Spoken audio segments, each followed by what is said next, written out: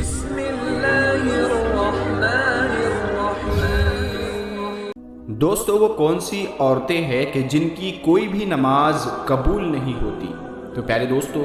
Video بہت ہی خاص ہے اور بہت کام کی ہونے والی ہے، خاص کر عورتوں کے لیے۔ تو اس ویڈیو کو آپ لوگ پورا ضرور دیکھنا۔ ایک مرتبہ ام حامی رضی اللہ تعالی عنہ رسول اللہ صلی اللہ تعالی علیہ وسلم کے پاس آئی۔ کہتی ہے، یا رسول اللہ صلی اللہ تعالی علیہ وسلم، میرا جی چاہتا ہے کہ میں آپ کے ساتھ نماز پڑھوں۔ سوچے اس سے بڑی کوئی تمنا یا اس سے بڑی کوئی خواہش ہو سکتی ہے؟ رسول اللہ صلی اللہ تعالی علیہ وسلم کی امامت میں نماز پڑھنے کا موقع مل جائے، اس سے بڑا بھی کوئی خوش نصیب ہو سکتا ہے؟ پیارے دوستو، ذرا آگے کی بات بھی غور سے سنیے گا۔ رسول اللہ صلی اللہ تعالی علیہ وسلم نے فرمایا، میں جانتا ہوں کہ تم میرے ساتھ نماز پڑھنے کو پسند کرتی ہو، لیکن میں کیا کہنا چاہ رہا ہوں ذرا غور سے سننا۔ رسول اللہ صلی اللہ تعالی علیہ وسلم نے فرمایا، جو تم اپنے گھر میں نماز پڑھو گی وہ کسی مسجد میں جا کر پڑھی جانے والی نماز سے بہتر ہے۔ رسول اللہ صلی اللہ تعالی علیہ وسلم نے فرمایا، چھپ کے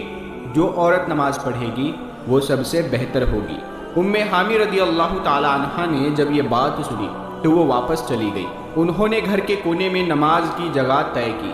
جہاں اندھیرا تھا، جہاں کسی کی نظر بھی نہیں پہنچتی تھی۔ رسول اللہ صلی اللہ تعالی علیہ وسلم کی صحابیہ پھر وہاں ہی نماز پڑھا کرتی تھی،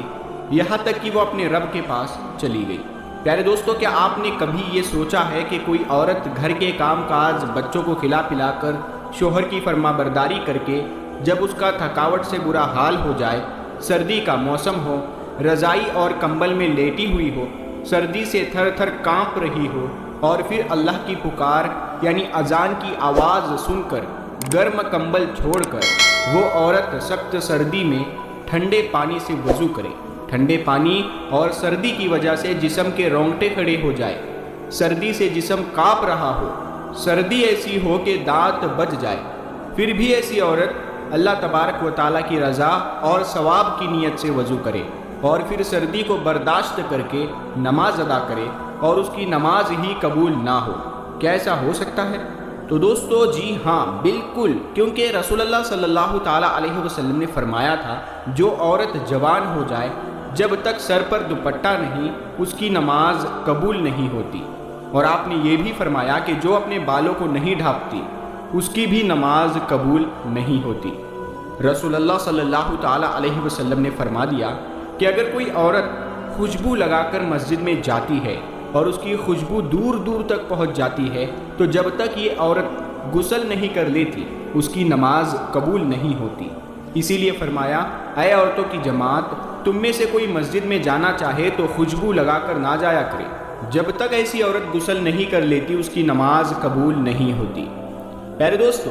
اللہ تبارک و تعالیٰ کی نافرمانی کرنے والی عورت، حدیث کے الفاظ یہ ہے کہ 3 ایسے لوگ ہیں کہ جن کی نماز قبول ہونا تو دور کی بات، کان سے اوپر بھی نہیں جاتی۔ تو وہ کون سے لوگ ہیں؟ تو جانیے، ایسا غلام جو مالک کی اجازت کے بغیر بھاگ گیا، وہ جا کر تہجد بھی پڑھے گا تو قبول نہیں ہوگی۔ ایسی عورت جو اپنے خاوند کو ناراض کر کے رات گزارتی ہے، اس کی نماز بھی قبول نہیں ہوتی۔ رسول اللہ صلی اللہ تعالیٰ علیہ وسلم نے فرمایا، کیا میں تمہیں ایسی عورتوں کے بارے میں نہ بتاؤں جو قبر سے سیدھا جنت میں چلی جائیں گی؟ صحابہ کرام نے عرض کیا، یا رسول اللہ صلی اللہ تعالیٰ علیہ وسلم، وہ خوش قسمت اور خوش نصیب عورتیں کون کون سی ہیں؟ فرمایا، زیادہ بچے جننے والی عورت، یعنی زیادہ بچے پیدا کرنے والی عورت، مرنے کے بعد قبر سے سیدھا جنت میں جائے گی۔ پھر فرمایا، جب شوہر ناراض ہو جائے تو شوہر کو جلدی راضی کرنے والی عورت، جب شوہر ناراض ہو جائے تو شوہر کے ہاتھوں میں ہاتھ رکھ کر جو بیوی کہتی ہو، اے میرے سرتاج، جب تک آپ راضی نہیں ہوں گے میں کھانا نہیں کھاؤں گی، جب تک آپ راضی نہیں ہوں گے میں پانی نہیں پیوں گی، جب تک آپ راضی نہیں ہوں گے میں بناؤ سنگار نہیں کروں گی، جب تک آپ راضی نہیں ہوں گے میں زیب و زینت نہیں کروں گی، جب تک آپ راضی نہیں ہوں گے میں اس وقت تک اپنی آنکھوں میں کاجل یا سرما ہرگز نہیں لگاؤں گی۔ وہ عورت جو اپنے شوہر کے ساتھ ٹوٹ کر محبت کرتی ہے، ٹوٹ کر پیار کرتی ہے، اللہ پاک اور اس کے رسول کی رضا کے لیے اپنے شوہر کی عزت کرتی ہے، ادب کرتی ہے، احترام کرتی ہے، شوہر کی خامیاں دوسری عورتوں کے سامنے بیان نہیں کرتی، ہمیشہ شوہر کی تعریف ہی بیان کرتی ہے، تو فرمایا گیا وہ نمازی عورت، قرآن مجید پڑھنے والی عورت، شریعت پر پابندی سے عمل کرنے والی عورت مرنے کے بعد قبر سے سیدھا جنت میں چلی جائے گی۔ رسول اللہ صلی اللہ تعالیٰ علیہ وسلم نے فرمایا عورت اللہ تعالیٰ کی بہترین مخلوق میں سے ایک مخلوق ہے، مرد کے لیے یہ ایک خاص نعمت ہے، انسانیت کے لیے یہ اللہ کا ایک احسان بھی ہے۔ اسلام نے عورتوں کو ایک بلند مقام دیا، اسلام نے عورتوں کو سونے، چاندی، زیورات اور ریشم کے استعمال کی اجازت دی تاکہ عورت ان چیزوں کے ذریعے اپنے حسن کو مزید بڑھا سکے۔ رسول اللہ صلی اللہ تعالیٰ علیہ وسلم نے یہاں تک فرمایا کہ میرے صحابہ جب تم کافی عرصے بعد سفر سے واپس لوٹو تو اچانک گھر میں نہ چلے جایا کرو، بلکہ اپنی عورتوں کو اتنا موقع ضرور دو کہ وہ بن سنور کر خوبصورت ہو کر بڑے پیار اور محبت سے تمہارا استقبال کر سکے۔ مگر ان سارے کاموں کے لیے اسلام نے ایک شرط بھی رکھی ہے کہ عورت بناؤ شرنگار کر کے مارکیٹوں کی زینت نہ بنے، عورت بن سنور کر بازاروں کی زینت، بازاروں کی رونق نہ بنے، عورت اپنے آپ کو مزید بناؤ شرنگار کرے یعنی بے حد خوبصورت میک اپ کرے، مگر صرف اپنے شوہر کے لیے اور اپنے شوہر کو دکھانے کے لیے میک اپ کر سکتی ہے، غیر محرم مردوں کے سامنے پیش نہ ہو، کیونکہ ایسا کرنے سے اللہ تبارک و تعالی ناراض ہوگا۔ ایسا انسان جو لوگوں کو نماز تو پڑھاتا ہے لیکن لوگ اس کی امامت پر خوش نہیں، اسے پسند نہیں کرتے، شرط یہ ہے کہ کوئی شرعی سبب ہو، ویسے مزاج کی بات نہ ہو۔ ایسا انسان کہ کسی سبب کی وجہ سے لوگ اسے پسند نہیں کرتے تو ایسے انسان کی نماز بھی قبول نہیں ہوتی۔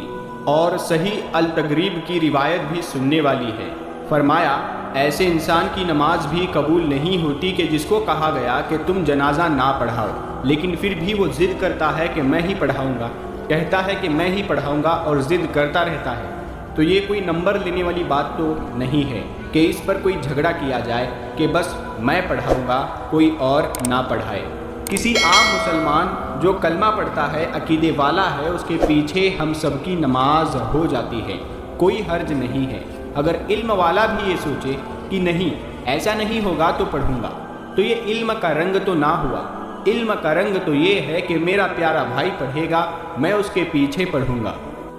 اللہ تعالیٰ سب کو اپنی رحمت نصیب فرمائے اور سب کی عبادت قبول فرمائے، آمین۔